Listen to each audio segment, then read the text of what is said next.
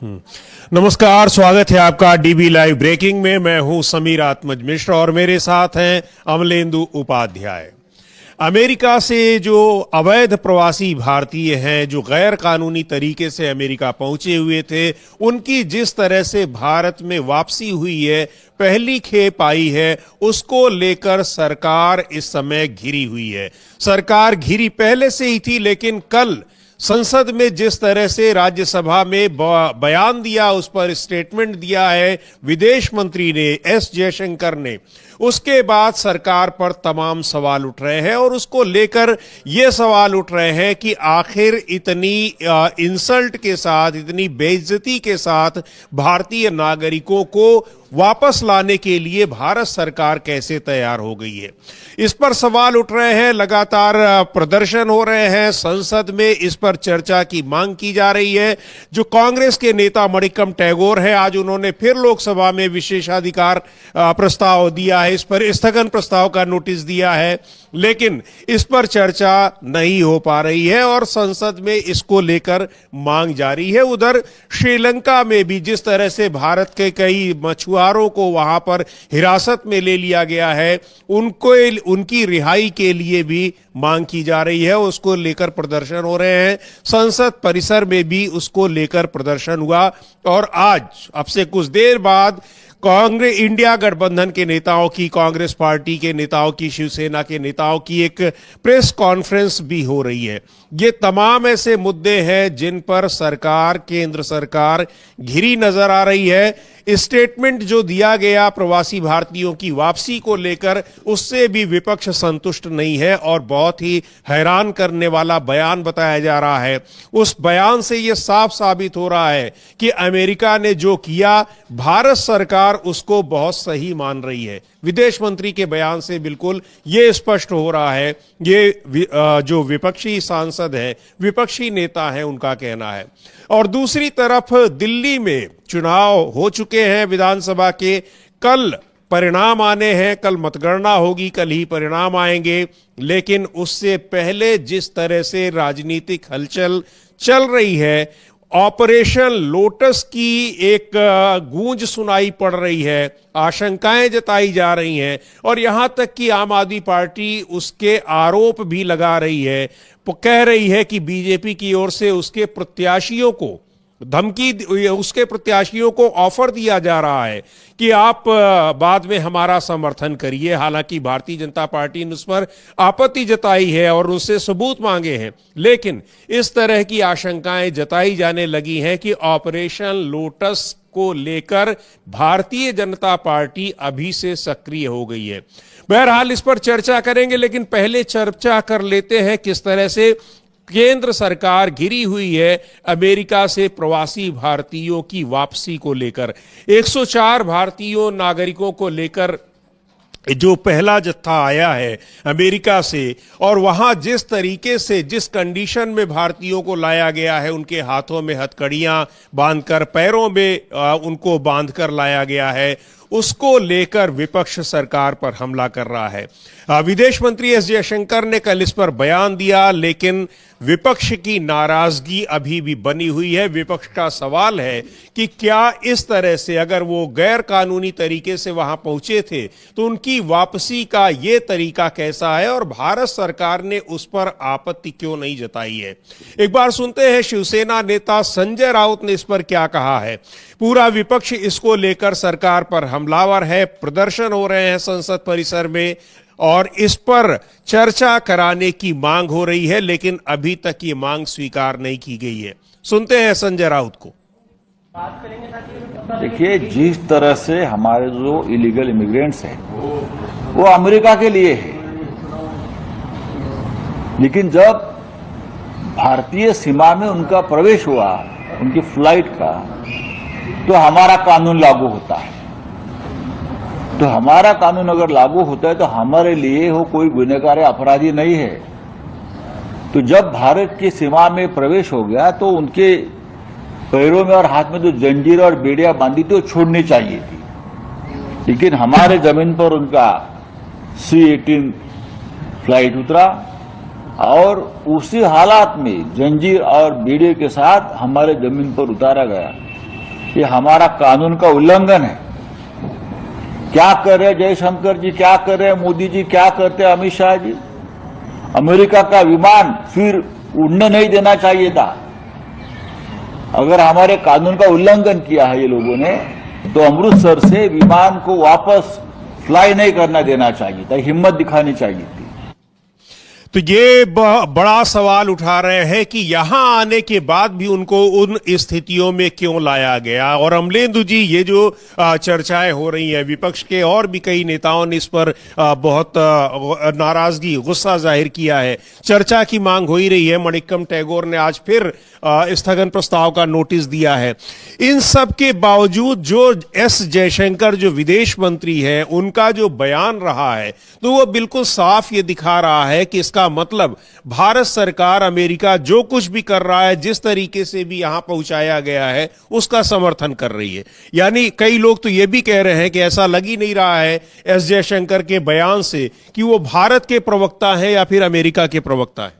देखिए समीर जी, असल में पूरी मोदी सरकार की चिंता सिर्फ ये है कि अमेरिका कहीं यहां से अडानी को पकड़ कर ना ले जाए। वहां से 18,000 भारतीय वापस भेज दे बेइज्जत करके, और चाहे वो 7 लाख वापस भेज दे, ये सब स्वीकार कर लेंगे। बस अडानी को छोड़ दे, अडानी को ना ले जाए यहां से पकड़ कर। तो पूरी भारतीय जनता पार्टी और पूरी मोदी सरकार की चिंता सिर्फ इसी पे, और इसीलिए इन्होंने भारत का अपमान करवाया है।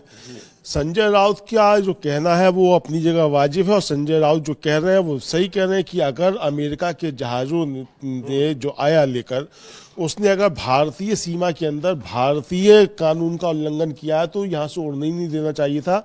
और जो सैनिक उस जहाज को लेकर आए थे, उनको गिरफ्तार कर लेना चाहिए था कि आपने हमारे नागरिकों को यहाँ बेड़ी और हथकड़ी किस आधार पर पहनाई। क्या भारत में उनके पर कोई मुकदमा था? जी, सही बात है भाई। आपके इलीगल आप बता रहे हैं, तो आपके देश में होंगे ना इलीगल, हमारे यहाँ तो इलीगल नहीं थे। तो आपने भारतीय सीमा में प्रवेश करते ही उनकी हथकड़ियां और बेड़ियां क्यों नहीं खोली? और ये एक साफ संदेश डोनाल्ड ट्रंप को भी दिया जाना चाहिए था, और ये बताया जाना चाहिए था कि भारत दुनिया का सबसे बड़ा लोकतंत्र है और किसी ट्रंप से नहीं डरता है। लेकिन चूंकि देश का या प्रधानमंत्री ही डरा हुआ हो, और इतना कमजोर प्रधानमंत्री हो, 70 सालों में इससे ज्यादा कमजोर प्रधानमंत्री कोई नहीं हुआ। 6 महीने के भी यहाँ प्रधानमंत्री है, लेकिन वो भी इतने कमजोर प्रधानमंत्री नहीं रहे। सबसे कमजोर प्रधानमंत्री 70 सालों में नरेंद्र मोदी साबित हुए हैं, जो भारत का इस तरीके से अपमान करवा रहे हैं समीर जी। और अमलेंदु जी, इस बात की भी चर्चा जो लगातार कोलंबिया के राष्ट्रपति का उदाहरण दिया जा रहा है,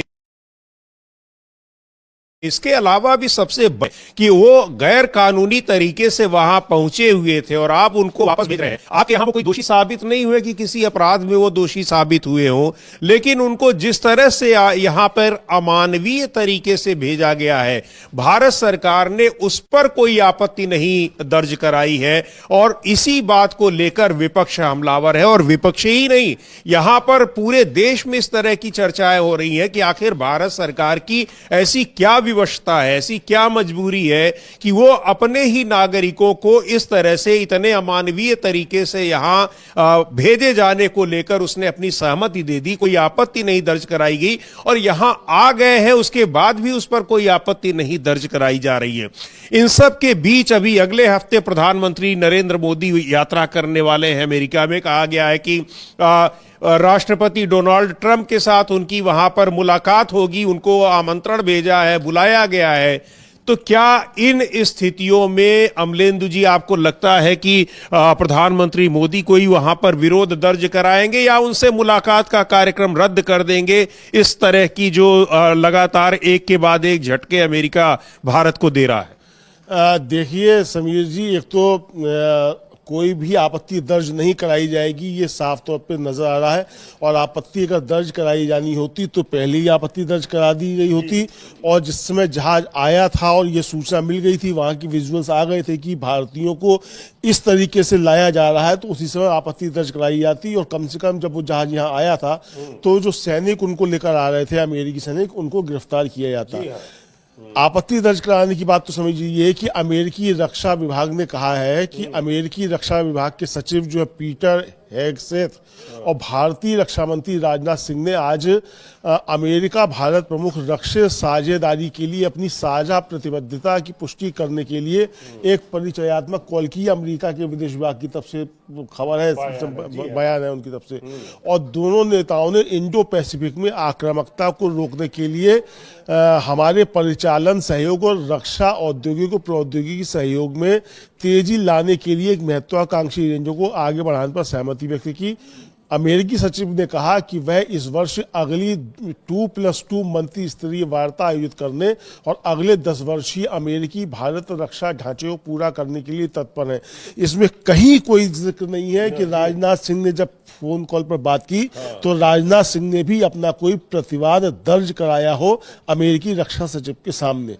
तो आप समझ सकते हैं कि ये सरकार किस तरीके से नाकारा घोषित हुई और किस तरीके से ये भारतीयों के खिलाफ खड़ी हुई सरकार है, ये साफ तौर पर समझ में आ रहा है। समीर जी, अमलेंदु जी, बिल्कुल साफ तौर पर समझ में आ रहा है कि वहां पर जो बातचीत भी हुई है, वहां पर अमेरिका के रक्षा सचिव यानी जो वहां के रक्षा मंत्री है, उन्होंने जब फोन किया है उनके साथ फोन पर बातचीत हुई है रक्षा मंत्री राजनाथ सिंह की, तो उन्होंने भी कोई प्रतिवाद नहीं दर्ज कराया है, कोई आपत्ति नहीं दर्ज कराई है। जबकि राजनाथ सिंह तो कड़ी निंदा के लिए जाने जाते हैं कि तमाम चीजों पे वो कड़ी निंदा करते हैं, कड़ी निंदा करते हैं। और राफेल लेने के लिए जाते हैं तो उस पर नींबू मिर्च लटकाकर आते हैं और राफेल से हमला कर देते हैं अमेरिका के ऊपर। ये सर्जिकल स्ट्राइक कर देनी चाहिए थी। कहाँ चले गए? और भाई आप तो जो है बताया था आपने कि साहब वो जहाज भेज करके वो यूक्रेन से आप ले आए थे अपने बच्चों को लौटाकर। तो ये जहाज अमेरिका क्यों नहीं जा सकते? वहां से लोगों को लेकर क्यों नहीं जा सकते? ये मुंह पे ताला क्यों पड़ा हुआ है नरेंद्र मोदी के? यहाँ तो बहुत छप्पन इनकी छाती चिल्ला रहे थे। कल भी जो 1.5 घंटा जो है, 1.5 घंटे से ज्यादा जो है वो लफाजी की है, लेकिन उस लफाजी में डोनाल्ड ट्रंप के लिए एक शब्द का इस्तेमाल नहीं किया गया है। नहीं तो उसमें तो पूरी चर्चा जो रही, प्रधानमंत्री का पूरा भाषण जो रहा वो 1975 की इमरजेंसी को लेकर था। और उसके अलावा भी उन्होंने थोड़ा उससे पहले भी गए, वो याद दिलाना चाहते हैं उस दौर को भी कि वो लोग भूले नहीं, इसीलिए वो अपने लगभग हर भाषण में नेहरू के कार्यकाल को और इमरजेंसी के कार्यकाल को की चर्चा करते रहते हैं। ये अच्छी बात है कि नरेंद्र मोदी चाहते हैं कि लोग उस दौर को ना भूलें, जो स्वर्णिम काल था भारत का, उसको ना भूलें। ये अच्छी बात है, लेकिन ये अपना जो इनका जो काला अध्याय है 10 वर्षों का, इसको क्यों याद दिलाना बार बार चाहते हैं नरेंद्र मोदी? भाई ये काला अध्याय जो 10 वर्षों से चल रहा है नरेंद्र मोदी के शासनकाल में, इस पे क्यों जोर देना चाहते हैं नरेंद्र मोदी? ये भी सवाल है। आपकी अगर 56 इंच की छाती है, आप एक अकेले सब पर भारी हैं, तो आप इन 18,000 भारतीयों को जिनकी आपके पास लिस्ट है, और जयशंकर बता रहे हैं कि वो हामी भर के आए हैं कि उनको हम वापस लेंगे, तो फिर आप अपने जहाज क्यों नहीं भेजे उनको वापस लेने के लिए? और ये आपने आपत्ति दर्ज क्यों नहीं कराई कि वहां जिस परिस्थिति में रखा गया है? अब खबर ये आ रही है समीर जी, जो हम उसकी पुष्टि नहीं कर सकते, जो दूसरे मीडिया आउटलेट्स की खबर है कि वहां उन लोगों को जो भारतीय हैं उनको सिर्फ हथकड़ियां और बेड़ियां से नहीं कर गया, खाने को बीफ दिया गया। इससे ज्यादा और अपमान क्या हो सकता है? नहीं, ये अखबारों में छपा है अमलेंदु जी, और ये उनके जो उनके फर्स्ट हैंड अकाउंट है उनसे बात करके उन्होंने खुद अपनी चीजें ये बयान की हैं। जो यात्री आए हैं उनके वीडियो हैं कि खाने में क्या किया दिया गया, और ये जो यात्रा थी 40 घंटे की, ये कितनी टॉर्चर करने वाली थी, कितनी उनको परेशानियों का सामना करना पड़ा। उसमें तो कोई सुविधाएं नहीं थी जिस विमान में उनको लाया गया। जी बिल्कुल। अब यही सब चीजें जब सामने आ रही हैं तो इसलिए अब सवाल उठना तो जाहिर सी बात है कि लाजमी है कि सवाल उठेंगे नरेंद्र मोदी के ऊपर कि ये कितने कमजोर प्रधानमंत्री 70 सालों में पहली बार जो है भारत को मिले हैं। और बिल्कुल इस बात को लेकर लगातार विपक्ष हमलावर है, प्रदर्शन हो रहे हैं संसद परिसर में, और इसके अलावा संसद में इस पर चर्चा की मांग की जा रही है कि किस तरह से अमेरिका से जो भारत के लोग ये आ रहे हैं, जो गैर कानूनी तरीके से वहां पहुंचे जरूर थे, लेकिन उनको भारत सरकार को अपने विमान भेजकर लाना चाहिए था।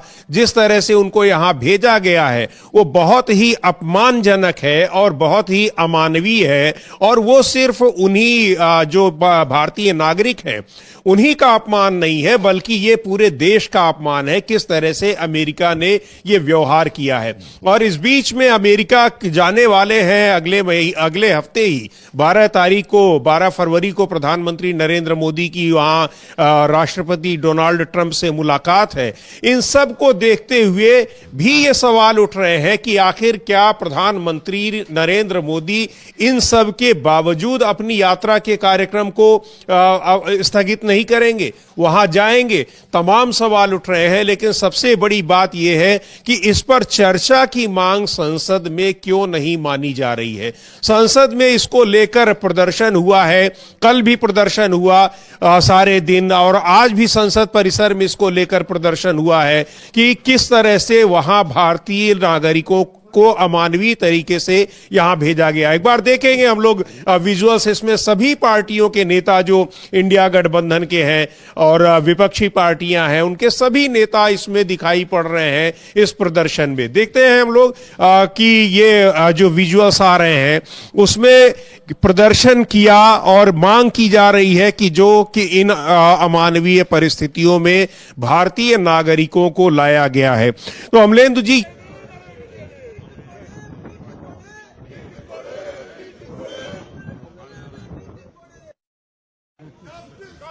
किया गया और विदेश मंत्री एस जयशंकर का जो कल का बयान रहा राज्यसभा में, उसके बाद तो लग रहा है कि प्रधानमंत्री नरेंद्र मोदी की यात्रा टलेगी नहीं और न ही वो अपनी मुलाकात का कार्यक्रम टालेंगे। आखिर क्यों नहीं? इतना जो प्रतिरोध दर्ज कराना चाहिए जिस मुद्दे पर, ये देश का अपमान है कि भारत को कैसे ट्रीट किया जा रहा है और दूसरे देशों के नागरिकों को भी इस तरह से भेजा गया, उन लोगों ने किस तरह से इसका प्रतिवाद किया, लेकिन भारत नहीं कर पा रहा है। ऐसी क्या व्यवस्था है? देखिए समीर जी, व्यवस्था जो है, जो अब तक विपक्ष की तरफ से आरोप है, वो भी आरोप यही है कि, और जो सोशल मीडिया पे चर्चाएं हैं वो चर्चाएं यही है कि मामला मुख्य जो अडानी का है, अडानी के खिलाफ जिस तरीके से वहां चल रहा है मामला, तो उसको सेटल करने के लिए नरेंद्र मोदी अमेरिका जा रहे हैं और इसीलिए भारतीयों का अपमान कराकर भी वो जो है वो तैयार है कि भारत का चाहे अपमान हो जाए, चाहे भारतीयों का अपमान हो जाए, लेकिन वो जो है किसी भी तरीके से अडानी को जो है वो अमेरिका में राहत मिल जाए, ये जो है वो एक तरीके से बताया जा रहा है। तो इसके पीछे यही कारण एक लग सकता है, वरना और कोई कारण नहीं है। और अखिलेश यादव जो है समीर जी, उनका अभी वक्तव्य आया है, उनके बाइट ये वो हम भी सुनवाएंगे भी, और उनका कहना है कि हाँ, वो कह रहे हैं कि अखिलेश यादव ने कहा है कि बीजेपी कहती थी कि हम दुनिया में एक स्तर पर पहुंच गए हैं, हम अब विश्व गुरु बन रहे हैं, हमारी अर्थव्यवस्था तीसरे नंबर पर पहुंचने वाली है, लेकिन भारतीय नागरिकों को कैसे लाया गया। दूसरे देश के राष्ट्रपति ने कहा है कि वे सैन्य विमान से भेजे गए लोगों को स्वीकार नहीं करेंगे, अमेरिका को यह स्वीकार करना होगा। क्या भारत इतना कमजोर है? हम अमेरिका को इतना बड़ा बाजार दे रहे हैं, फिर भी ऐसा व्यवहार। यहीं पर पंजाब के लोगों ने 50 लाख रुपए खर्च किए, गुजरात के लोगों ने वहां जाने के लिए 1 करोड़ रुपए खर्च किए। सरकार को उनका पैसा वापस करना चाहिए। अगर सरकार ऐसा नहीं करती है तो आपकी अर्थव्यवस्था जहां पहुंच रही है उसका कोई मतलब नहीं है। और यही नहीं, जो जिस तरीके से कल विदेश मंत्री एस जयशंकर का बयान रहा अमलेंदु जी, तो समाजवादी पार्टी के जो नेता हैं, राज्यसभा सदस्य हैं प्रोफेसर राम गोपाल यादव, उन्होंने भी बड़ी तल्ख प्रतिक्रिया दी है और उन्होंने कहा है कि मैंने अपने संसदीय इतिहास में किसी भी मंत्री से इससे बुरा बयान नहीं सुना। यह कहना कि अमेरिका से वापस भेजा जाना कोई नई बात नहीं है, हमारे जो लोग वापस भेजे गए हैं उनके साथ यहां अपराधियों जैसा व्यवहार किया जा रहा है, वे अभी भी एक तरह से हिरासत में हैं, उनसे पूछताछ की जा रही है।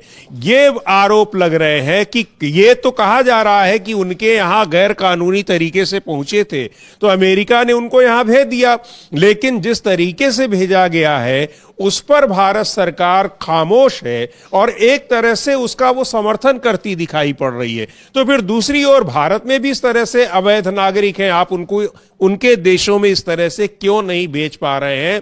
और शोर मचाते रहते हैं कि हमारे यहाँ इतने ये घुसपैठिए घुस आए हैं। तो इन सारी चीजों को लेकर जो एस जयशंकर का ये बयान रहा, बहुत ही आपत्तिजनक बयान रहा, और उसको लेकर विपक्ष, उनकी सरकार भले ही निंदा न कर रही हो अमेरिका की, लेकिन विपक्ष कड़ी निंदा कर रहा है और इस पर चर्चा की मांग कर रहा है। हाँ, बिल्कुल चर्चा की मांग कर रहा है, और नरेंद्र मोदी से कह रहा है कि अगर आपका वाकई में 56 इंच का सीना है तो डोनाल्ड ट्रंप को अपना 56 इंच का सीना दिखाइए।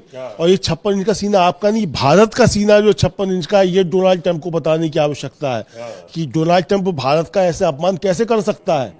और नरेंद्र मोदी को सारे संबंध जो है खत्म कर लेने चाहिए, बुला लेने चाहिए अपने वहां से राजनयिकों को वापस, और साफ करना चाहिए कि अगर इस तरीके के बर्ताव करोगे तो हम तुम्हारे सबको यहाँ से निकाल के बाहर करेंगे। कोका कोला, पेप्सी, सबको यहाँ प्रतिबंधित करो, तुरंत इनके सबके आउटलेट्स पे कब्जा कर रही भारत सरकार।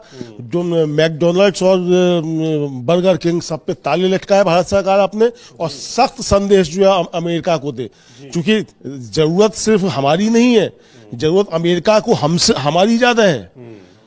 सिलिकॉन वैली खाली हो जाएगी, जिसके दम पे फूलता है अमेरिका, वो सिलिकॉन वैली भारतीयों से भरी हुई है। यही तो बड़ा सवाल है अमलेंदु जी कि यहाँ जो अगर देखा जाए तो दोनों देशों के संबंध हैं, चाहे वो आर्थिक संबंध हो, राजनयिक संबंध हो, वो एक दूसरे के हितों से जुड़े हैं। लेकिन भारत सरकार आखिर क्यों इतना सख्त रवैया नहीं अपना पा रही है, प्रोटेस्ट दर्ज नहीं करा पा रही है? इससे पहले भी हुए हैं, लेकिन कभी भी इस तरह से भारतीय नागरिकों के साथ कोई व्यवहार नहीं हुआ है।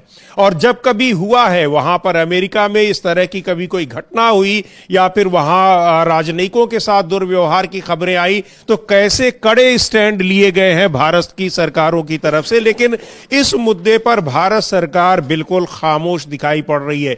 क्या कारण है उसके, उस पर हम चर्चा करते हैं। लेकिन संसद में चर्चा के लिए, लोकसभा में चर्चा के लिए मणिक्कम टैगोर ने आज फिर नोटिस दिया है। उस पर उनको चर्चा करने की इजाजत दी जाती है या नहीं दी जाती है, लेकिन मणिक्कम टैगोर क्या कह रहे हैं, एक बार उनको सुन लेते हैं।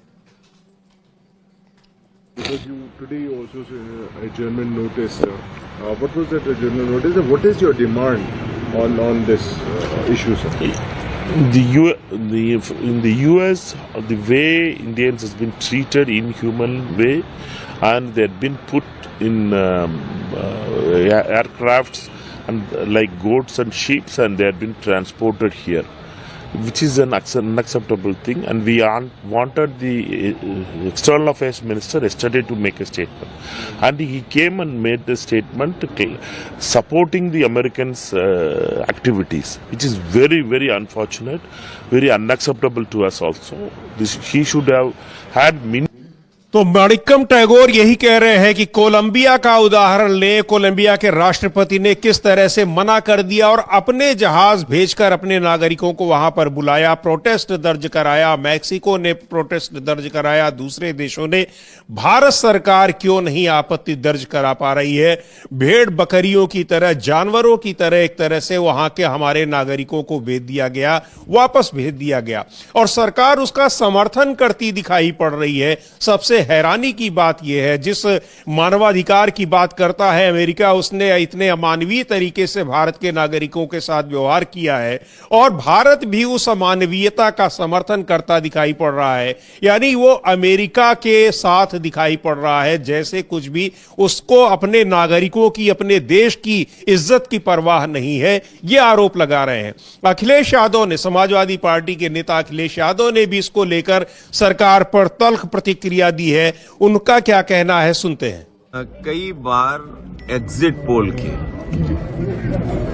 जो अनुमान होते हैं वो ठीक नहीं निकलते हैं। जो एग्जिट पोल अपने सर्वे के माध्यम से जानकारी देता है, वो कई तो इसको लेकर अखिलेश यादव ने भी तल्ख प्रतिक्रिया दी है, और राम गोपाल यादव ने सीधे तौर पर कहा है एस जयशंकर के बयान को लेकर कि इस तरह का बयान आज तक कभी नहीं सुनने में आया कि किसी विदेश मंत्री ने दूसरे देश का समर्थन करते हुए अपने नागरिकों की इज्जत के सवाल पर भी, देश की इज्जत के सवाल पर भी वो दूसरे देश के साथ खड़ा हो, उस तरह की बात कर रहा हो। इसे लेकर सरकार पर आरोप लग रहे हैं और लगातार इस पर प्रदर्शन जारी है संसद परिसर में। संसद के भीतर दोनों सदनों में इस मुद्दे पर चर्चा की मांग हो रही है और अभी तो अमलेंदु जी 104 लोगों को लाया गया है। अभी तो 18,000 से ज्यादा लोग हैं और इसके अलावा अगर वहां पर अवैध तरीके से कहा जाए तो जो खबरें आ रही है, रिपोर्ट्स आ रही हैं, उस तरह से लाखों लोग हैं। क्या उन सब को इस तरह से यहां पर भेजा जाएगा? बड़ा सवाल है। लेकिन सरकार इस पर जिस तरह से घिरी है उससे ज्यादा गंभीर मुद्दा यह है कि सरकार अमेरिका के इस कदम का समर्थन किस तरह से कर रही है। यही बात कह रहे हैं अखिलेश यादव। सुनते हैं क्या कह रहे हैं वो। इवेंट देखे थे हम लोगों ने और ये भारतीय जनता पार्टी वाले लोग कोई दिन नहीं चूकता था जिस दिन ये नहीं कहते थे कि दुनिया में हम कहां पहुंच गए हैं, हम कुछ बन गए हैं, विश्व गुरु बन गए हैं। सोचिए आप, जो लोग दिन भर ये कहने से नहीं चूकते थे कि विश्व गुरु बनने जा रहे हैं, अर्थव्यवस्था उनकी तीसरे नंबर पे पहुंच रही है, वो आजकल कैसे चुप घूम रहे हैं, मौन हो गए हैं। जो विश्व कहने वाले लोग मौन घूम रहे हैं और जिस तरीके से लोग लौट करके आए हैं, ये कह देना कि पहले भी ऐसे लोग लौटे थे, लेकिन पहले हमारी अर्थव्यवस्था इस जगह नहीं थी, इतना हम अर्थव्यवस्था का डंका नहीं पीटते थे। और कैसे लोग आए हैं जिन्हें शौचालय नहीं जाने दिया, बाथरूम नहीं जाने दिया।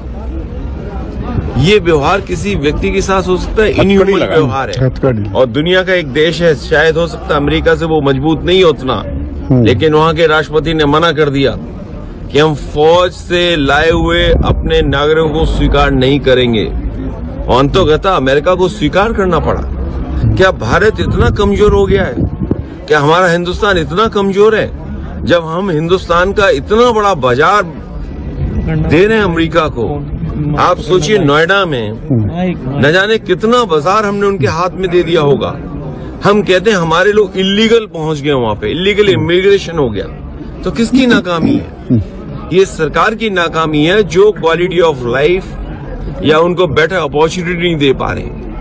अगर उन्हें बेटर अपॉर्चुनिटी यहाँ मिल रही होती, क्वालिटी लाइफ बेटर यहाँ होती, तो शायद वो 50 लाख और 1 करोड़ रुपए दे करके नहीं जाते। पंजाब के तो चलो 50 लाख रुपए की सुनने में आ रहा दे करके गए हैं, लेकिन गुजरात वाले तो 1 करोड़ रुपए दे के गए हैं। कम से कम सरकार को जो पैसा दे करके गए हैं उनके सरकार को पैसे वापस कराने चाहिए।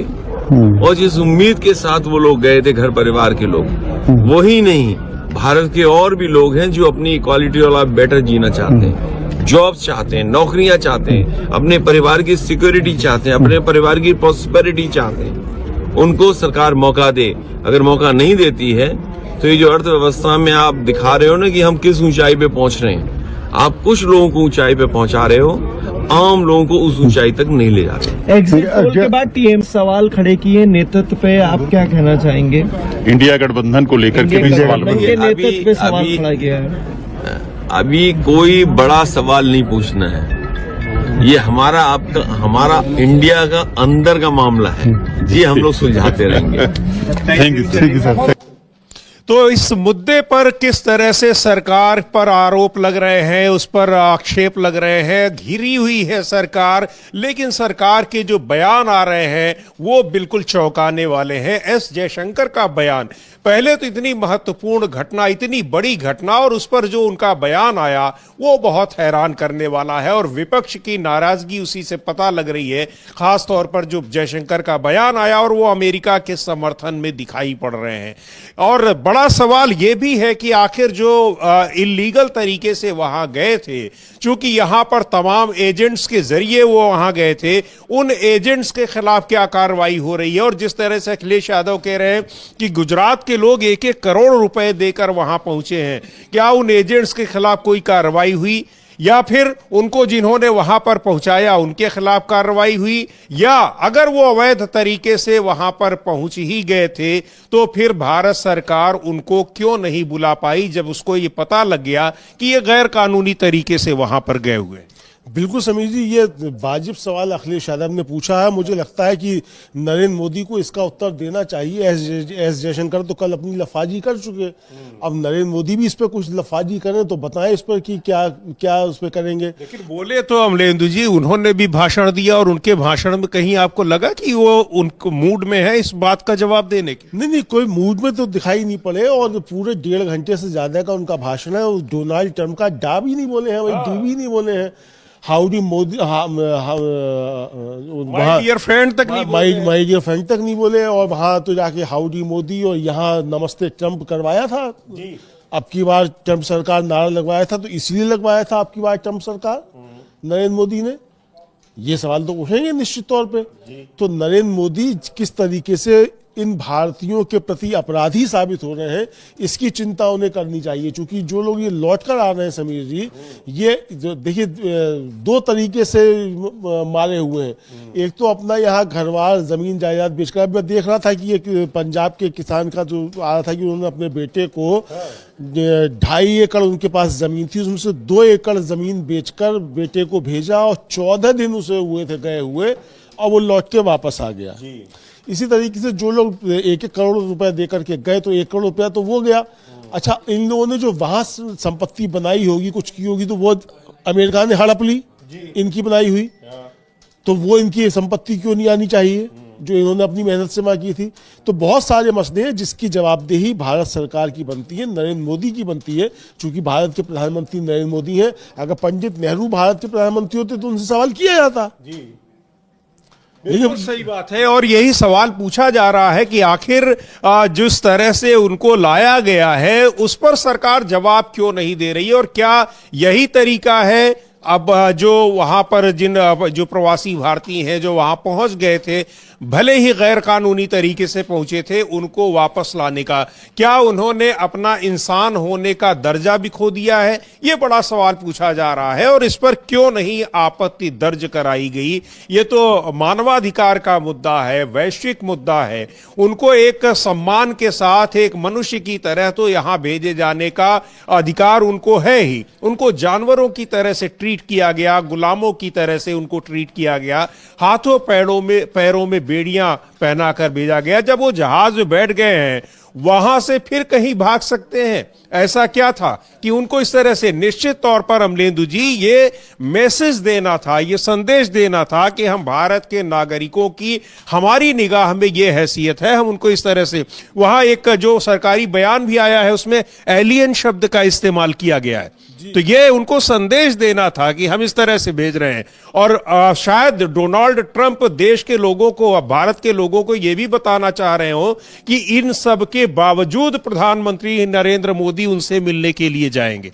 हाँ बिल्कुल, एक तरह से देखा जाए समीर जी, वो भारत की तो बेइज्जती कर ही रहे हैं, नरेंद्र मोदी को भी की जबरदस्त बेइज्जती कर रहे हैं डोनाल्ड ट्रंप, और ये बता रहे हैं कि देखो तुम्हारा प्रधानमंत्री कितना कमजोर है और कितना जो है ये व्यक्तिगत स्वार्थ में उलझा हुआ व्यक्ति है कि ये अपने नागरिकों का सम्मान भी नहीं बचा सकता। अगर अमेरिका के लिए, अगर डोनाल्ड ट्रंप का नारा अमेरिका फर्स्ट है, तो नरेंद्र मोदी के लिए इंडिया फर्स्ट क्यों नहीं हो सकता? ये सवाल तो नरेंद्र मोदी से बनता है ना।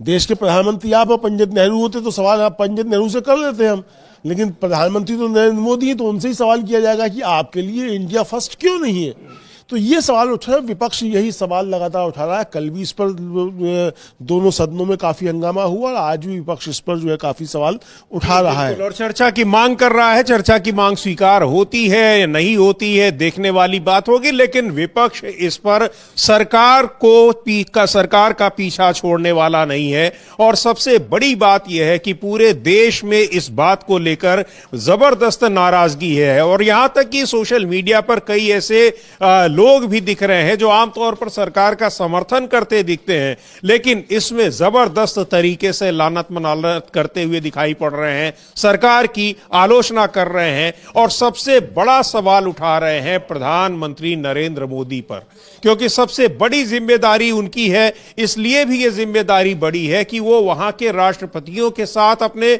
दोस्ताना रिश्ते क्लेम करते हैं कि हमारी मित्रता है, चाहे वो वहां पर बराक ओबामा हो, चाहे जो बाइडेन हो, और ट्रंप से तो खास तौर पर। ट्रंप का चुनाव प्रचार तक करने चले गए थे अमेरिका, पिछले चुनाव में।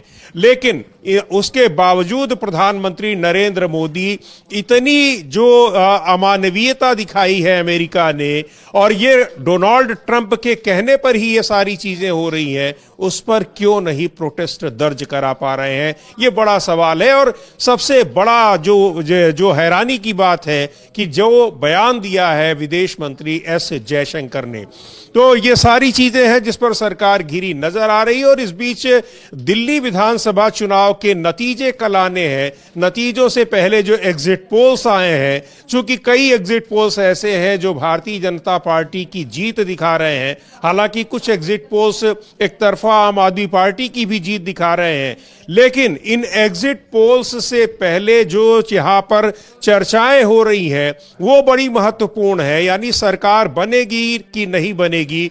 और ऑपरेशन लोटस की चर्चा नतीजे आने से पहले ही शुरू हो गए हैं, यानी भारतीय जनता पार्टी इस कोशिश में है कि उसके पास अगर सीटें कम भी रहती हैं तब भी वो अपनी सरकार बना लेगी, क्योंकि उसको इस जो उसका ये हुनर है और इस चीज में उसको महारत हासिल है। लेकिन इससे पहले एक बनी हुई सरकार पर संकट भारतीय जनता पार्टी के सामने आ गया है, और वो है राजस्थान की। इससे पहले हरियाणा में सरकार संकट से जूझ रही है। कैबिनेट मंत्री खुले तौर पर मुख्यमंत्री के खिलाफ हैं, अपनी सरकार के खिलाफ हैं, और अब राजस्थान में इस तरह की खबरें आ रही हैं कि वहां भी भारतीय जनता पार्टी सरकार संकट में है। कुछ कैबिनेट मंत्री ऐसे हैं जो सीधे तौर पर मुख्यमंत्री के खिलाफ नजर आ रहे हैं। हमारे साथी अविनाश पूरी जानकारी के साथ हैं। अविनाश, बताएं क्या राजस्थान से किस तरह की खबरें आ रही हैं? राजस्थान में काफी समय से हलचल सी मची हुई थी, और अब जो किरोड़ी लाल मीणा हैं, सरकार में कैबिनेट मंत्री हैं, कृषि और ग्रामीण विकास मंत्रालय उनके पास में है, उन्होंने सीधा सीधा अपनी सरकार को पर ही आरोप लगाया है। वो बोले हैं कि इस सरकार में यदि सरकार हाँ में हाँ मिलाओ तब तक तो ठीक है, और यदि आपने ना किया किसी चीज के लिए तो ये मान के चलना कि आप आफतों में गिर गए हैं। बोले मेरे खिलाफ ही मेरे फोन टैप किए जा रहे हैं, मैं सीआईडी मेरे खिलाफ लगा दी गई है, मैं जहाँ कहीं भी जाता हूँ तो सीआईडी के लोग वहाँ आसपास मुझको दिखाई देते हैं। बोले सिर्फ इसलिए कि भाई जो सरकार के अंदर जो भी कमियां हैं मैं उन चीज को वो बोल रहा हूँ। बोले मुझे प्रेस कॉन्फ्रेंस करनी थी पार्टी के कार्यालय में, तो मुझको पार्टी कार्यालय में ही नहीं जाने दिया प्रेस कॉन्फ्रेंस करने के लिए, मुझको सड़क पे बोलना पड़ रहा है। और उनका कहना सीधा सीधा ये है कि जो भ्रष्टाचार चल रहा है हमारी सरकार में उस पर सरकार ध्यान नहीं दे रही है। अभी कुछ दिनों पहले उन्होंने कहा था कि भाई जो पेपर जो लीक हुआ है परीक्षा रद्द होनी चाहिए, लेकिन सरकार ने मानने से मना कर दिया, और उल्टा उनके खिलाफ उनके फोन टैप कराने शुरू कर दिए गए हैं। तो किरोड़ी लाल का कहना है कि वो डरते नहीं है और सरकार कुछ भी कर ले, और सरकार कुछ भी कर ले। अविनाश, सरकार तो उन्हीं की है, उस खुद भी उसके पार्ट है, मिनिस्टर हैं, कैबिनेट मिनिस्टर।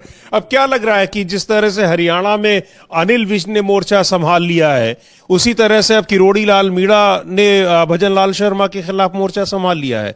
पार्टी के भीतर ही अब एक विभाजन की स्थिति दिखाई पड़ रही है। हाँ बिल्कुल, क्योंकि किरोड़ी लाल मीणा का पहला नहीं है, इससे पहले भी उन्होंने एक पत्र लिखा था मुख्यमंत्री को, और उनसे ये कहा था कि जो जयपुर में जो काम चल रहे हैं करीब 1000 करोड़ से ज्यादा का उन्होंने घोटाले का आरोप लगाया था।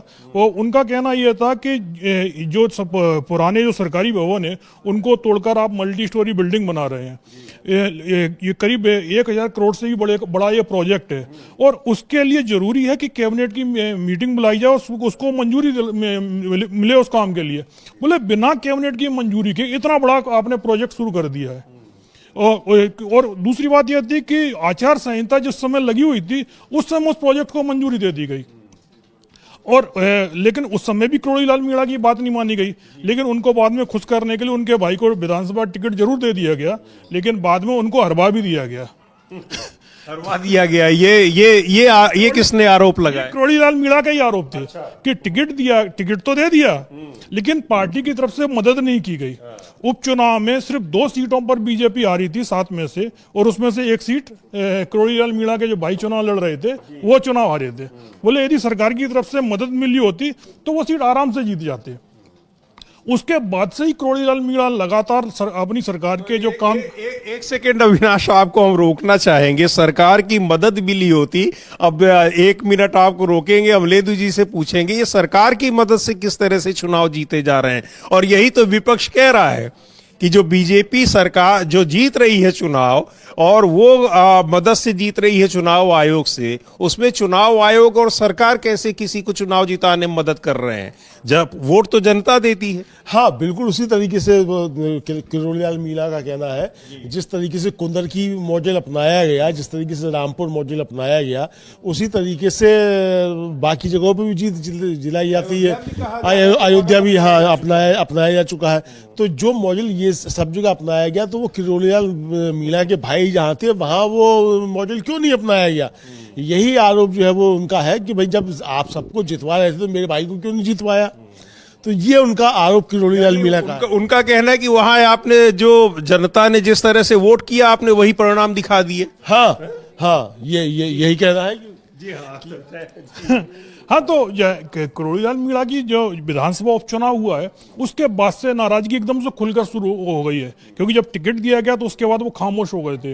लेकिन अब वो लगातार जिस तरीके से अपनी सरकार की कमियां बता रहे हैं, उनका कहना है कि भाई हमारा काम तो ये सीधा सीधा, जब हम विपक्ष में थे तो जो चीज हम विपक्ष में रहते हुए बोलते थे वही चीज हम अपनी सरकार में भी बोलेंगे। यदि हमको कोई गलत एक बात याद दिलाना जरूरी है कि किरोड़ी लाल मीणा इस्तीफा भी दे चुके थे मंत्रिमंडल से, और वो अभी तक इस्तीफा स्वीकार नहीं हुआ। अब वो किस स्थिति में है, तो वो मंत्री है कि नहीं है, तो किरोड़ी लाल मीणा जाने, लेकिन वो इस्तीफा दे चुके थे। ये घोषणा खुद उन्होंने की थी, जहां तक मुझे याद पड़ रहा है अविनाश जी। लेकिन अगर स्वीकार नहीं हुआ है तो इसका मतलब माना जाए कि अभी है वो मंत्री। हाँ, उन्होंने इस्तीफा दिया था, लेकिन उनका इस्तीफा स्वीकार नहीं हुआ। उसके बाद दिल्ली में भी कई बार मीटिंग उनकी हो चुकी है, और उसके बाद कैबिनेट की मीटिंग में भी शामिल हो रहे हैं। तो अब कैबिनेट की मीटिंग में शामिल हो रहे हैं, तो इसका मतलब ये है कि इस्तीफा स्वीकार नहीं हुआ है, भले उसकी औपचारिक घोषणा नहीं की गई है, लेकिन वो शामिल हो रहे हैं। तो इसका मतलब वो मंत्री बने हुए हैं, और अपनी ही सरकार के खिलाफ जिस तरीके से वो बयान दे रहे हैं, और उनका कहना है कि पार्टी के कार्यालय में हमको बैठने नहीं दिया जा रहा है, हमको प्रेस कॉन्फ्रेंस नहीं करने दी जा रही है, तो उससे साफ जाहिर हो रहा है कि भाई इस समय जो दोनों मतलब पार्टी और सरकार के बीच में उनके मतभेद तो सीधा सीधा खुलकर सामने आ गए हैं। और वो करोड़ी लाल का साफ साफ कहना है कि जब विपक्ष में था तब मैं नहीं दबा, तो अब क्या दबूंगा? बोले आप कुछ भी करवा लीजिए, आप फोन टेप करवा लीजिए, आप CID जांच करवा लीजिएगा, बोले मेरे खिलाफ तो आपको कुछ मिलेगा नहीं, लेकिन जो सरकार की कमियां हैं उनको मैं जरूर उजागर करता रहूंगा। या तो वो कमियां सही कर लें, और नहीं तो जाहिर सी बात है कि जिस तरीके से पिछली सरकार में उनका संघर्ष चलता रहा था, उस तरीके से बोले अपनी सरकार के खिलाफ भी हम बोलते रहेंगे। जी बिल्कुल। तो बहुत धन्यवाद अविनाश इस जानकारी के लिए। और राजस्थान सरकार में कैबिनेट मंत्री किरोड़ी लाल मीणा ने ही सरकार के खिलाफ मोर्चा खोल दिया है, और बड़ा आरोप लगाया है कि सरकार उनके फोन टैप करा रही है। और इसमें इस तरह से जो ये खबरें आ रही है, और इधर जो दिल्ली विधानसभा चुनाव के नतीजों को लेकर जो खबरें आ रही हैं, नतीजों से पहले ही जो खबरें आ रही हैं उस पर हम चर्चा करेंगे। जी अमलेंदु जी, आप कुछ बताना चाहते हैं? हाँ, ये समझिए कि जो प्रवासियों वाला मसला जो है, जो भारत लाए जा रहे हैं, इसके खिलाफ अब देश भर में प्रदर्शन शुरू हो गए हैं। और कोलकाता में जो अमेरिकी कॉन्सुलेट है, उसके बाहर कांग्रेस के कार्यकर्ताओं ने प्रदर्शन किया है। उसके विजुअल्स हम लोगों के पास है, हमारी टीम चाहेगी तो उसको दिखवा भी सकती है। समीर, यानी अब ये लड़ाई जो जिस तरीके से अमेरिका से प्रवासी भारतीयों को भेजा गया है, जो वहां पर गैर कानूनी तरीके से पहुंचे थे, संसद से लेकर अब सड़कों तक भी प्रदर्शन शुरू हो रहा है। ये जो विजुअल्स आप देख रहे हैं कांग्रेस कार्यकर्ताओं का, ये प्रदर्शन है जो अमेरिकी कॉन्सुलेट, कोलकाता में जो अमेरिकी कॉन्सुलेट है उसके बाहर ये प्रदर्शन हो रहा है। देखते हैं इसको एक बार फुल स्क्रीन पर किस तरह से। और अमलेंदु जी, इसी तरह से कल संसद भवन में, संसद परिसर में भी प्रदर्शन हो रहा था। हथकड़ियां बांधकर यहां पर विपक्ष के नेता वो प्रदर्शन करते हमें दिखाई पड़ रहे थे।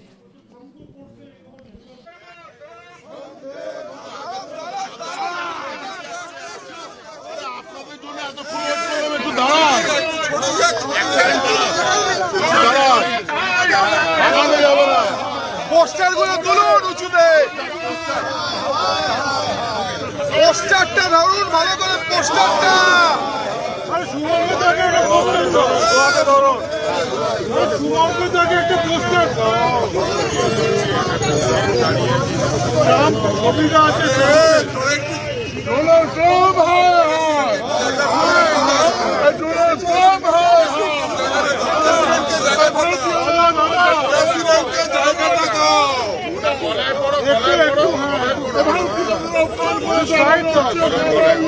অশুভঙ্গে একটা হ্যান্ডকাপটা তুলে উচিত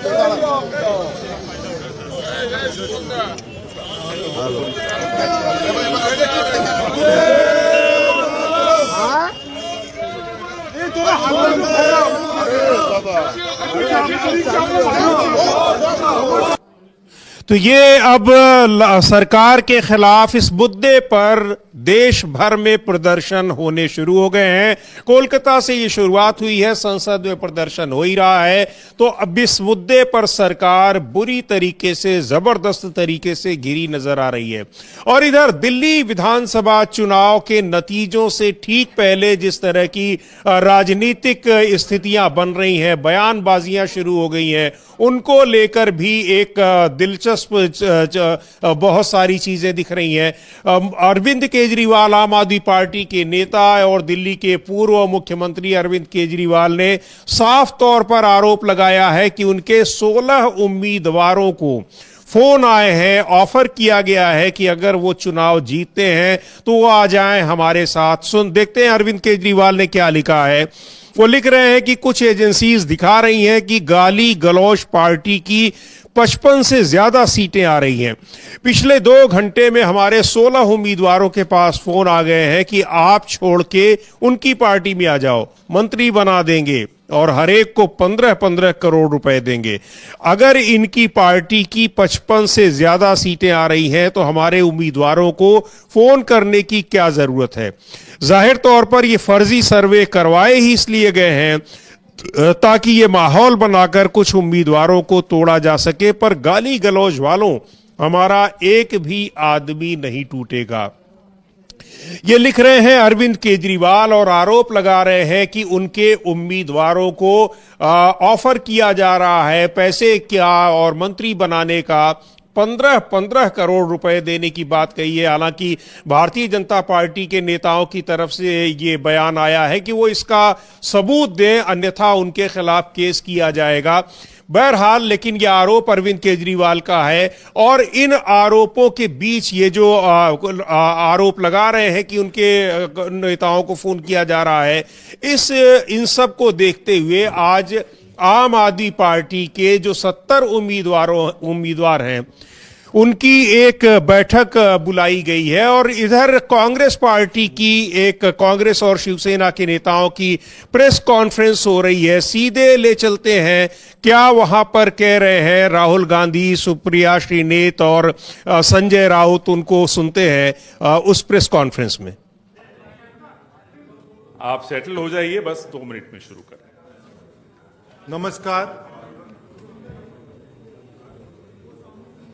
राउत जी, सुप्रिया जी, आप सबका यहाँ मैं स्वागत करता हूँ। नमस्कार। We represent on this table the entire opposition that fought the last election in Maharashtra, and we want to bring to the notice of the people of India some information that we have found about the Maharashtra election.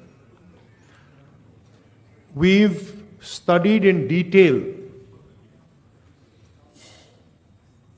the voter lists, the voting patterns, and we've had a team who is working on this now for some time. And there are many irregularities that we have found. I want to place on the table a few things that I think it is important for the country, especially the young people who defend democracy, believe in democracy, to see and understand. So I'd like to start Well, that's Ambedkar ji, who helped build the constitution of our country, and he says the electoral roll is a most fundamental thing in a democracy. It was of the utmost importance that elections should be freed from any kind of interference. The election machinery should be outside the control of the executive government.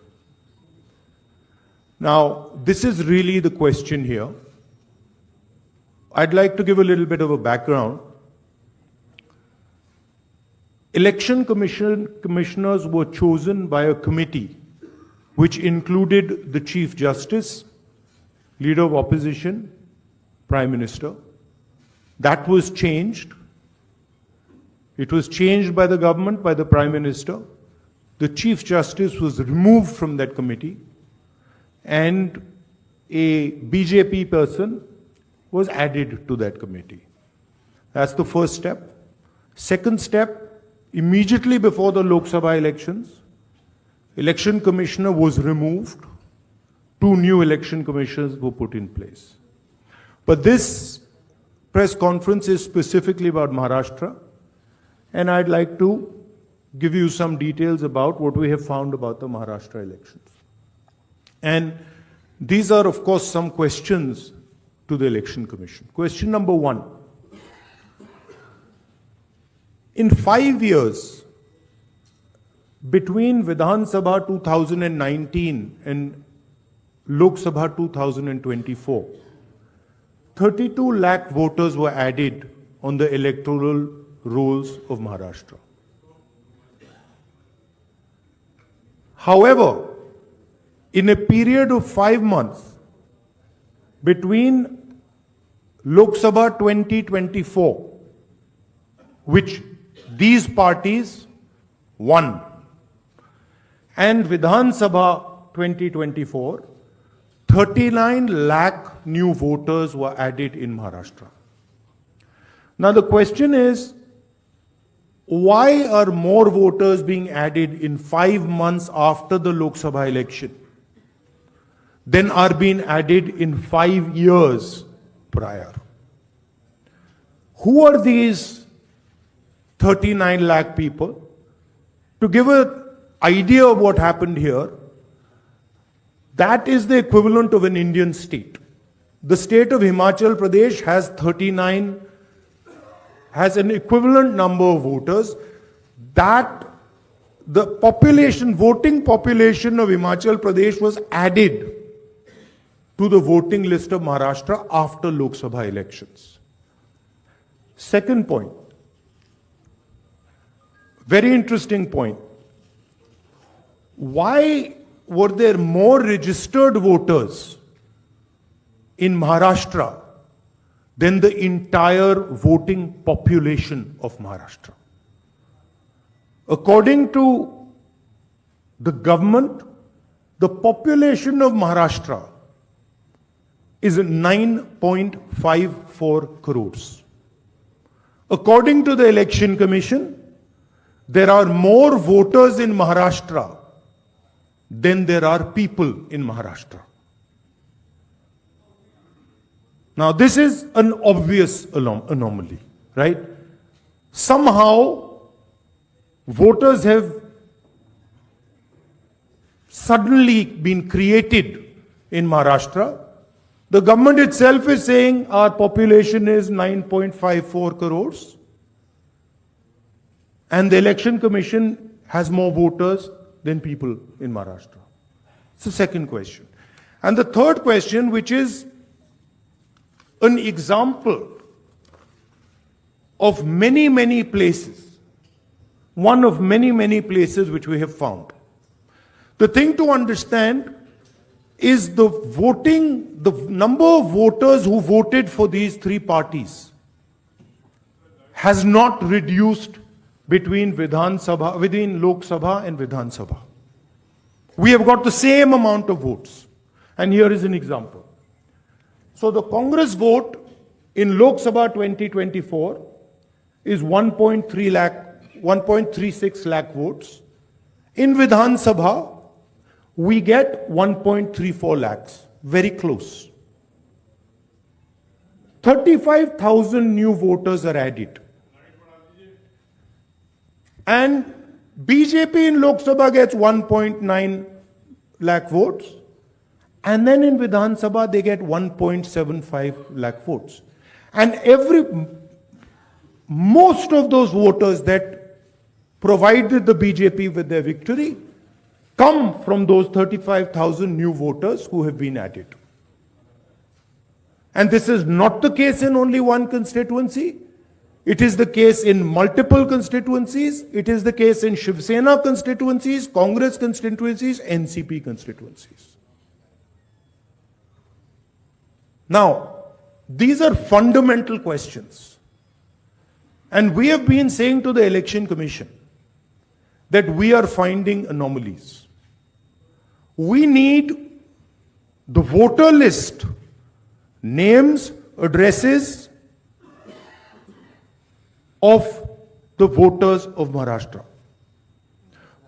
We need, yes, with photographs. We need the voter list of the Lok Sabha election. We need the voter list of the Vidhan Sabha election. Because we want to understand exactly who these new additional voters are. There is another factor in this, which we have also found, which we want to understand. There are many voters that have been deleted. Voters who are in one booth who have been transferred to another booth. Most of these voters come from Dalit communities, tribal communities, minority communities, right? So we want to understand this. And we have made repeated requests to the Election Commission. They have not answered us. The leader of the opposition has said this in Parliament House. The Election Commission has not responded. Now, the only reason they would not respond is that there is something wrong with what they have done. I am not making any accusations. I am presenting data here clearly. And I'm asking the Election Commission again. The three major opposition parties of Maharashtra are asking you for the voter list of Lok Sabha and the voter list of Vidhan Sabha elections. It is your duty to provide transparency in the election. It is not our responsibility to provide transparency in the election. So it is important that now, after repeated requests from the entire opposition here, that the Election Commission hands over the voter list so we can take our investigation to its logical conclusion. I'd like to just say this in Hindi as well.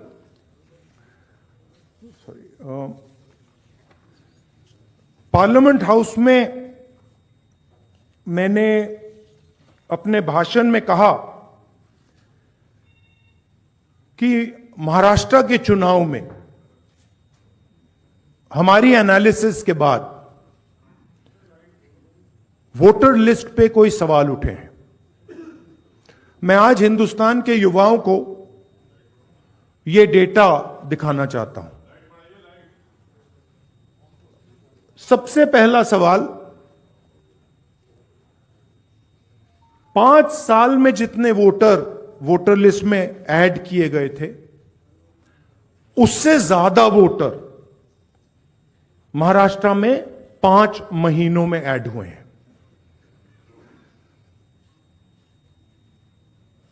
32 lakh voters Vidhan Sabha 2019 and 2024 के बीच में। 39 lakh voters, मतलब हिमाचल का जो population है वो add कर दिया Lok Sabha 2024 and विधानसभा 2024 के बीच में। यह पहला सवाल है। ये जो एडिशनल वोटर्स ऐड किए हैं, ये हैं कौन, ये कहां थे और ये कहां से आए? पहला सवाल। दूसरा सवाल, बहुत महत्वपूर्ण सवाल, महाराष्ट्र का पॉपुलेशन सरकार के मुताबिक, महाराष्ट्र का अडल्ट पॉपुलेशन सरकार के मुताबिक 9.54 करोड़। महाराष्ट्र का एडल्ट पॉपुलेशन 9.54 करोड़।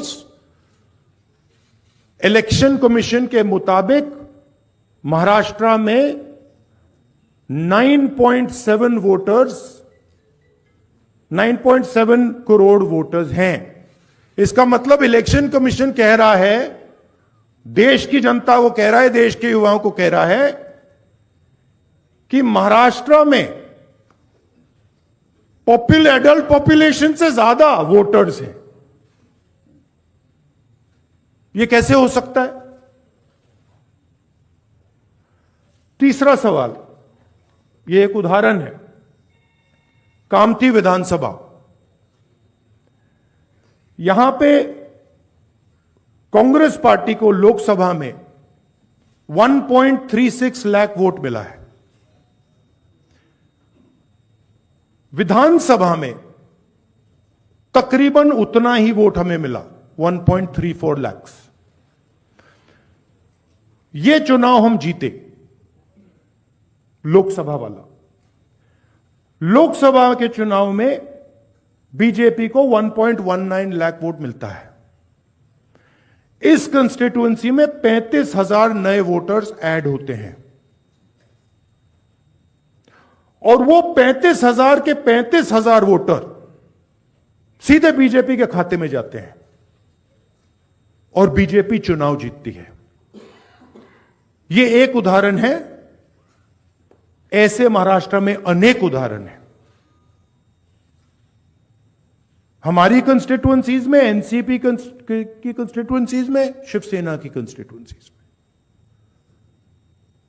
हमारा वोट महाराष्ट्र में कम नहीं हुआ है, बीजेपी का वोट ज्यादा हुआ है। ये वोटर्स कहां ऐड हुए हैं? जहां पे बीजेपी की स्ट्राइक रेट 90+% है। हिस्ट्री में 90% स्ट्राइक रेट नहीं रही है। तो यह मैं देश की जनता को कहना चाहता था। अब हमने इलेक्शन कमीशन को एक बार नहीं, दो बार नहीं, 3, 4, 5 बार बोला है कि देखिए हम आरोप नहीं लगा रहे हैं, लगाना चाहिए मगर हम लगा नहीं रहे। हम आपसे सिर्फ महाराष्ट्र की वोटर लिस्ट मांग रहे हैं, लोकसभा की final voter list, name, address, photograph, Vidhan Sabha की final voter list, name, address, photograph. आप ये लिस्ट हमें नहीं दे रहे हो। ट्रांसपेरेंसी लाना आपका काम है।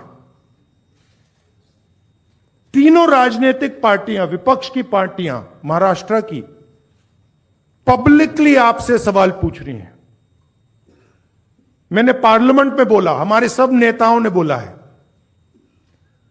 इलेक्शन कमीशन हमें लिस्ट नहीं दे रही।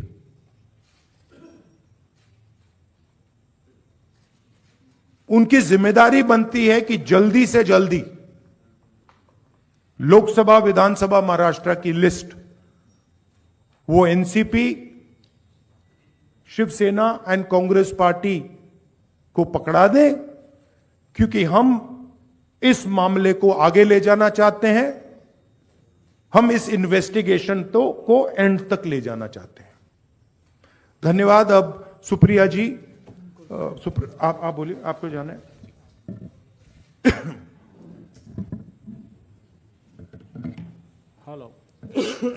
हेलो,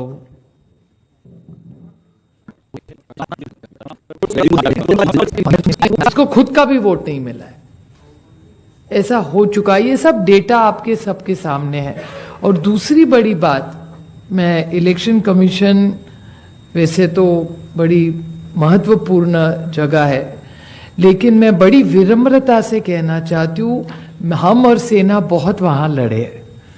जिस तरह से हमारी पार्टी तोड़ी गई, जिस तरह से हमारे विधायक, हमारे एमपी, सांसद तोड़ा गया, पार्टी तोड़ी गई, हमारी लड़ाई आज भी शिवसेना की और एनसीपी की आज भी सुप्रीम कोर्ट में चल रही है।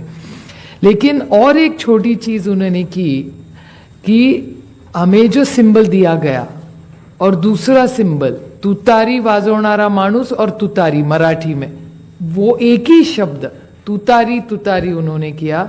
और इसी सरकार के एक बड़े मंत्री है आज सरकार में, उन्होंने कहा था, जो आप सब ने मराठी चैनल्स ने दिखाया था, कि सातारा की सीट एनसीपी हार गई क्योंकि ये ट्रम्पेट और तुतारी थी, नहीं तो बीजेपी का वो सांसद हार जाता। ये सिर्फ मैं नहीं कह रही हूं, इस सरकार के एक बड़े नेता कह रहे, जो मराठी चैनलों ने दिखाया आज सरकार में है महाराष्ट्र में। और हम सब ने जब विधानसभा में मांग की कि आप तुतारी हटा दीजिए, बड़ा कंफ्यूजन हो रहा है, हमारी 11 सीटें ऐसी है, इस कंफ्यूजन में हम हार गए। तो हमारी विनती थी कि आप ये तुतारी हटाइए, तो बोले तुतारी हम ये सिंबल नहीं, हमने डेटा दिखाया कि कंफ्यूजन हो रहा है ये सिंबल के कंफ्यूजन में। फिर उन्होंने ट्रम्पेट नाम बदल लिया, लेकिन तुतारी वो रखी वैसी, क्योंकि जब बाहर वो जाता था वो देख रहा था तुतारी वाजवणारा माणूस तुतारी, हम उस तरह उसी कारण हम सातारा की सीट हारे। और ये भी सत्ता पक्ष मान रहा है, रिकॉर्ड पे उन्होंने कहा है। तो ये कैसे चलेगा? ये वोटर्स लिस्ट है, ये मल्टी फैक्टर अटैक है, ये सिंबल का इशू है, फिर पार्टियां तोड़ने का इशू है, ये वोटर्स लिस्ट का इशू है, और कभी कभी मशीन, लोग नाराज होते हैं जब हम मशीन के बारे में कहते, लेकिन बहुत सारे ऐसे लोग हम सबको मिलने आते। तो ये मल्टी प्रोंग अटैक हो रहा है। और अगर एक सशक्त लोकतंत्र रखना हो तो फेयर इलेक्शन तो होना ही है। हारने का कोई दुख नहीं है, जीते हारे जनता तय करती है। हम तो जीत के आए, दोनों धैर्यशील जी आए, बट बड़ी विनम्रता से हम कहना चाहते हैं कि इलेक्शन कमीशन ये फेयर होना चाहिए, इतनी हमारी मांग है। और जो हमें जो वोटर्स लिस्ट फोटो सब मांग रहे, बस हमें दे दे, बाकी हम लोग क्या मांग रहे। एक सशक्त लोकतंत्र में इलेक्शन कमीशन का रोल बहुत जिम्मेदारी का होता है। जिस संविधान के बारे में हम लड़ रहे, राहुल जी बड़ी ताकत से उसके लिए लड़ रहे, आप देख रहे हैं पार्लियामेंट में क्या हो रहा है। तो वो संविधान बचाना हो, देश बचाना हो, एक सशक्त लोकतंत्र के लिए महात्मा गांधी ने इतना बड़ा योगदान दिया, जवाहरलाल नेहरू ने देश को इतनी दिशा दी, इन सब के मान सम्मान, उनका जो उन्होंने मेहनत करके हम सबको ये हक दिया है, वो पूरा फेयर होना ही चाहिए। और हमारी लड़ाई नहीं है, हम सिर्फ पारदर्शकता चाहते, बाकी हमारी कुछ मांग नहीं। धन्यवाद सुप्रिया जी। अब मैं, क्योंकि तीनों को जाना है तो कम सवाल लेंगे। एएनआई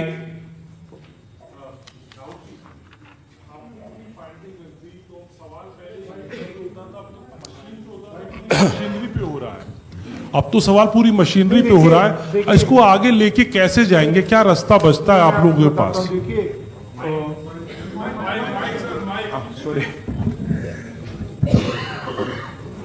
देखिए, दो चीजों के बीच में हमें फर्क क्लैरिटी से रखना है। एक है स्पेक्यूलेशन। स्पेक्यूलेशन कोई कह सकता है कि भैया मशीन में कोई प्रॉब्लम है, कोई दूसरी बातें कह सकती हैं, और दूसरा है फैक्ट। मैंने यहां स्पेक्यूलेशन नहीं रखा है, मैंने यहां फैक्ट रखा है। फैक्ट नंबर 1, हिमाचल जितने वोटर्स ऐड हुए हैं, कंस्टिट्युएंसीज में जहां ऐड हुए हैं वहां हमारा वोट एक है, बीजेपी का वोट बड़ा है। ऐड बीजेपी के कंस्टिट्युएंसीज में बीजेपी को, जहां बीजेपी जीती है वहां ऐड हुए हैं, और फाइनल फैक्ट, महाराष्ट्र से पॉपुलेशन से ज्यादा इलेक्शन कमीशन कह रहा है कि वोटर्स है. These are not speculations, these are facts. And this is not our data. This is election commission data. These are election commission numbers. अब हम कह रहे हैं कि अनोमली तो फैक्चुअल अनोमली है, और अगर आप चाहेंगे मैं आपको लिस्ट दे दूंगा और कंस्टिट्यूएंसीज जहां ये हो रहा है, जहां क्लियरली वोट ऐड हुए, हमारे अलायंस की वही वोट है, एडिशनल वोट से बीजेपी जीत रही है. 90+% strike rate. What is the exact strike rate? 90% strike rate. Okay, these are facts. Now election commission is the final authority. We are asking them. You are not going to be able to explain to us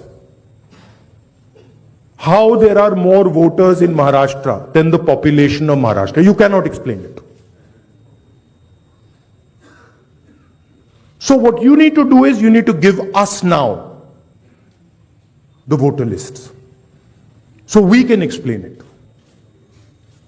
And I am sure if they give us the voter list, we will have another press conference here where the answers to these questions will be available to you. And so that is why we are asking the Election Commission again and again. Our party has asked, their party has asked, multiple people have asked, informally we have asked, formally we have asked. Every time the Election Commission says to us, nothing happens. And my concern is the strategy is to delay and destroy.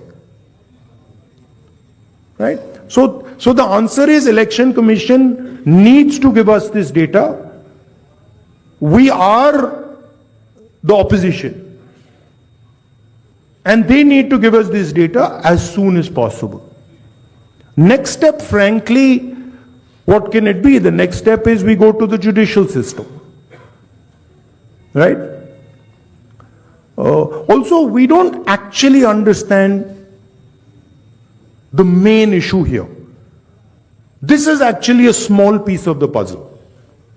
The big piece of the puzzle is voter deletion.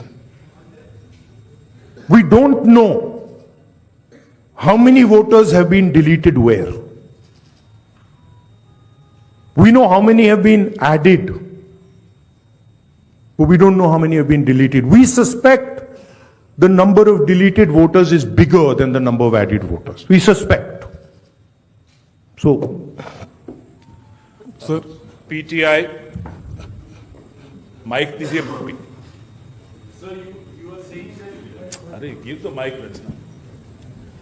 So you are saying that despite raising this with the EC time and again they are not responding. So do you think that also another way would be to go to the people and start a people's movement, or also could you approach the president about this? I mean, I just mentioned, I think the next step of this is going to be go to the judiciary.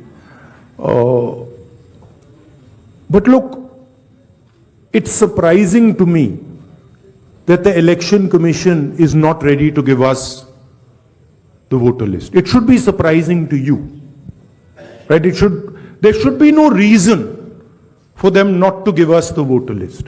To me, the only reason possible for them not immediately giving us the voter lists of both these elections is that there's something wrong, and they know it. Right? Sanjay Mishra ji. Rahul ji, आपने और संजय जी ने कहा कि voter list election commission दे नहीं रहा है, और जिस तरह का उनका रवैया है शायद आपको मिले भी नहीं. क्या आप लोगों के पास जो लोकसभा चुनाव के दौरान वोटर लिस्ट मिली थी पार्टियों को, और विधानसभा चुनाव के दौरान जो पार्टियों को लिस्ट मिली थी, उस लिस्ट के आधार पर कहीं कोई कंक्लूजन पर आप हमें सेंट्रलाइज्ड लिस्ट नहीं मिलती है, हमें बिल्कुल डिसेंट्रलाइज्ड लिस्ट मिलती है। तो हमें सेंट्रलाइज्ड एक लिस्ट चाहिए और हमें फाइनल लिस्ट चाहिए जिस लिस्ट पे वोटिंग हुई है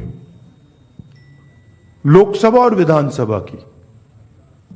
बड़ा सिंपल सा है, 15 सेकंड में भी ये इलेक्शन कमीशन हमें ये दे सकती है, बट नहीं दे रही है। मौसमी।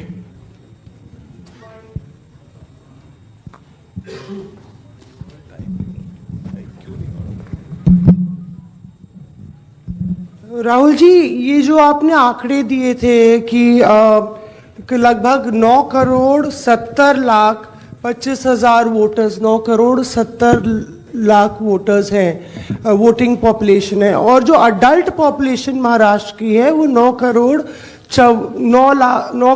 54 लाख है जी। तो ये जो सेंसस क्योंकि 2011 में हुआ है, क्या हम लोग को इसकी सोर्स पता चल सकता, और क्या वो प्रोजेक्टेड पॉपुलेशन है 5 साल की अंदाजन निकाली गई है? That is the Union Ministry of Health and Family Welfare data. Right?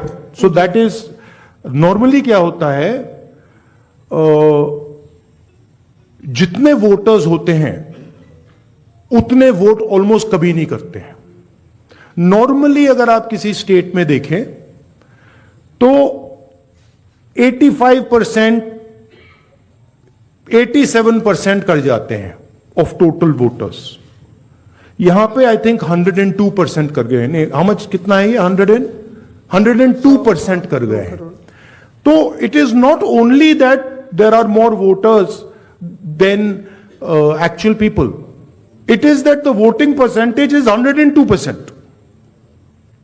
Right? The actual voting percentage of this should be 15% approximately. If you आप states को aggregate करो तो it should be 15% less than 9.54. It is actually 102%. Right? So really it's way beyond the population. जी, और दूसरी जिक्र आपने किया था कि सीईसी का सिलेक्शन जो हो रहा है। I think one question is enough, let's not, नहीं, वन लास्ट क्वेश्चन जैनेंद्र जी। राहुल जी, आप चुनाव के बाद वोटर लिस्ट मांग रहे हैं, लेकिन जैसे जो मुख्य चुनाव आयुक्त हैं उन्होंने भी जो पिछली प्रेस कॉन्फ्रेंस में कहा था कि ये तो हर साल जो मान्यता प्राप्त दल हैं उनको वोटर लिस्ट दी जाती है। चुनाव से पहले, ठीक पहले जो फाइनल रोल होता है वो भी उम्मीदवारों को और पार्टियों को दिया जाता है। तो अगर दी जाती हैं तो फिर हमें दे क्यों नहीं रहे? हम मांग रहे हैं, अगर दी जाती हैं, if it is the norm to give it तो दे दो। वो तो चुनाव के पहले ही आप लोगों को दिया गया होगा क्या? नहीं, मैंने वो बोला आपको, वो डिसेंट्रलाइज तरीके से लिस्ट मिलती है। वो एक एमएलए को अगर लिस्ट निकालनी होती है तो उसे polling booth by polling booth by polling booth जाना पड़ता है। उससे उस डेटा से हम काम नहीं कर सकते, हमें सेंट्रलाइज डेटा चाहिए, पूरी स्टेट का डेटा। राइट? सर, दिल्ली में जब नहीं, बट मान लो आप जो कह रहे हो सही है कि उन्होंने हमें लिस्ट दे रखी है, right? Fine. Then why are they not just making it available to us? I'll add a small point. One second. Yeah. Why are they not just making it available? हाँ, देते हैं, आप मांग रहे हो, ले लो, वो दे क्यों नहीं रहे? Just one small point. नहीं, you were, हम साथ में थे अरविंद जी के साथ उस मांग में।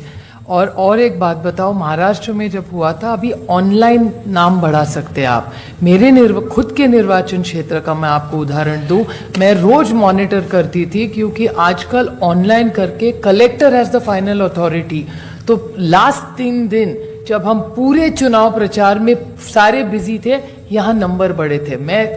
हमसे कह रहे कि वो सही भी हो सकते हैं, लेकिन आजकल एक आधार कार्ड पे, अभी आप हमारे यहाँ लाडली बहन योजना में सारे गलत आधार कार्ड आ रहे हैं। ये मैं नहीं कह रही, प्रेस कह रहा है। आप ही ने तो दिखा 5 लाख महिलाओं का नाम कम होता जा रहा है। See, what has happened is that this list is a dynamic list. And this list is constantly changing and anyone can change it. The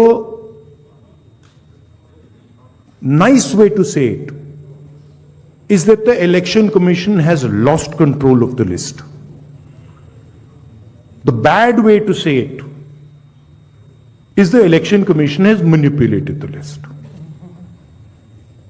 What is very clear is that the list in Maharashtra has gone wrong. There's no doubt about that. Because, please understand, a list which is bigger than the entire population, a list where the population of Himachal Pradesh is entering into Maharashtra, a list where all the additional voters are going in favor of the BJP. Look at that page. All of them have gone to the BJP. It's not that 50%. Thank you, जी. Sir Rahul ji एक सवाल है, राहुल जी। ठीक है।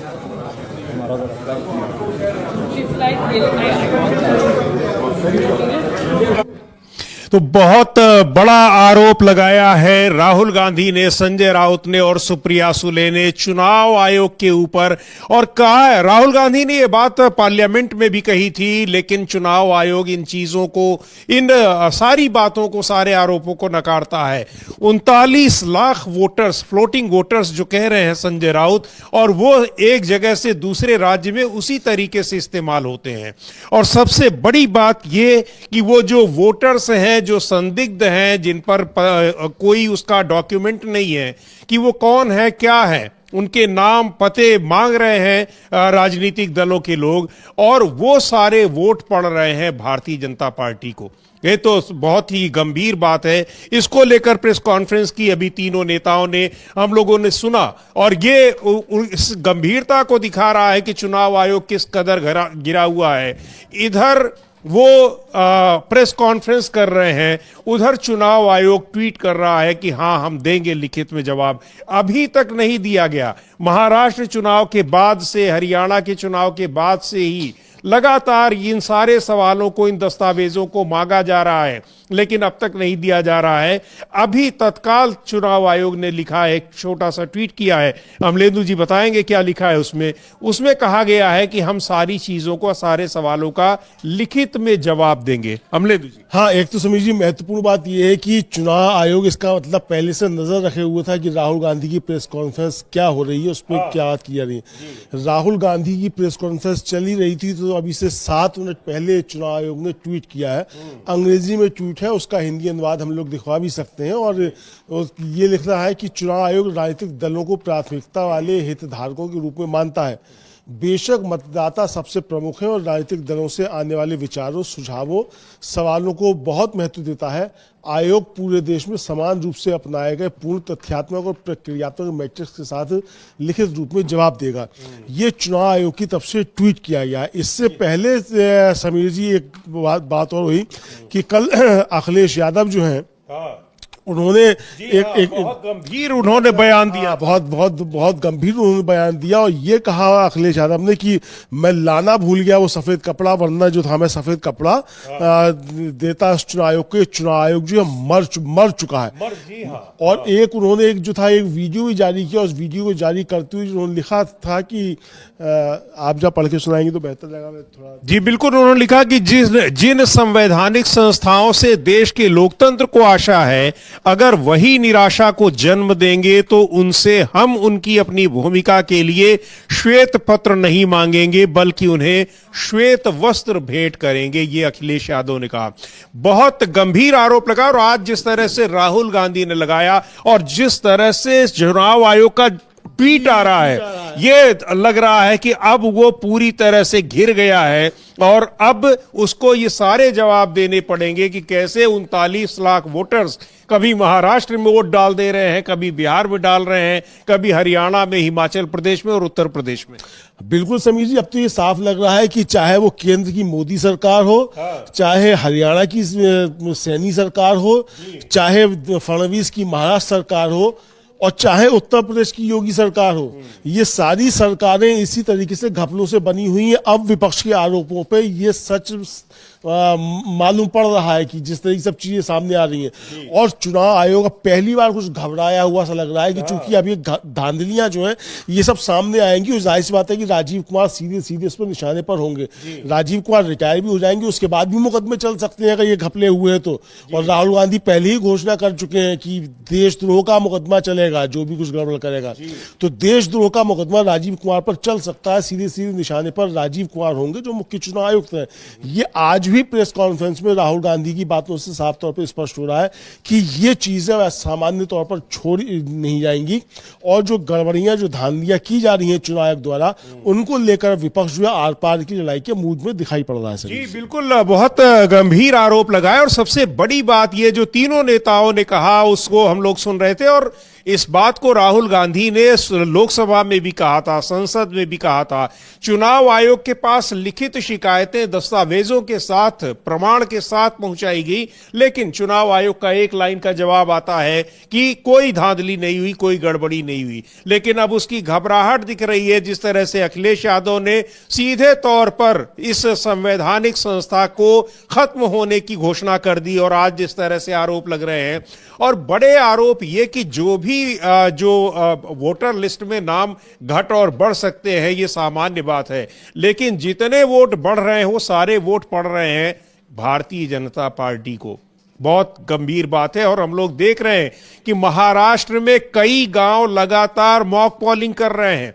वहां पर अभी तो 3 दिन पहले भी एक गांव ने मॉक पोल किया और उसमें यह दिखाया कि हमने जिसको वोट दिया है उसको वोट गया नहीं है। तो अब बुरी तरीके से चुनाव आयोग इसमें घिरता नजर आ रहा है।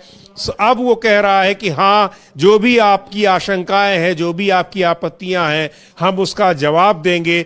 कितना जवाब देते हैं, लेकिन इस मुद्दे पर चुनाव आयोग को जिस तरह से इंडिया गठबंधन के घटक दलों ने घेरा है उसकी अब घबराहट दिख रही है। और लेकिन ये घबराहट तब आ रही है अमलेंदु जी जब मुख्य चुनाव आयुक्त के रिटायर होने में अब कुछ ही दिन बचे हुए। हाँ बिल्कुल, कुछ ही दिन बचे हुए। इसके बाद मुख्य चुनाव आयुक्त तो शायद ये समझ रहे हैं कि ये मामला बढ़ेगा और उनके रिटायरमेंट के बाद भी जो है ये चीजें आगे बढ़ेंगी, तो इसलिए अब जो है वो घबराहट जो साफ तौर पर दिखाई पड़ने लगी है। वरना तो आएंगे तो भद्दी भद्दी शायरियां सुना सकते थे, लेकिन इस बार जो शायरी नहीं सुनाई गई है और ट्वीट कर जो है सीधे एक तरीके से ये वक्तव्य इसको कहा सकता है चुनाव आयोग का, ये आ गया है। हालांकि उसमें राहुल गांधी की बात का कोई जिक्र नहीं है प्रेस कॉन्फ्रेंस का, लेकिन जिस समय राहुल गांधी प्रेस कॉन्फ्रेंस कर रहे थे और उनसे सवाल जवाब हो रहे थे उस बीच जो है ये जवाब आया है उनका। तो ये वो जवाब आया है और देखते हैं जवाब देते क्या है जो आरोप लगाए गए हैं। और ये सारे आरोप ये डॉक्यूमेंटेड है, इनके सारे प्रूफ हैं।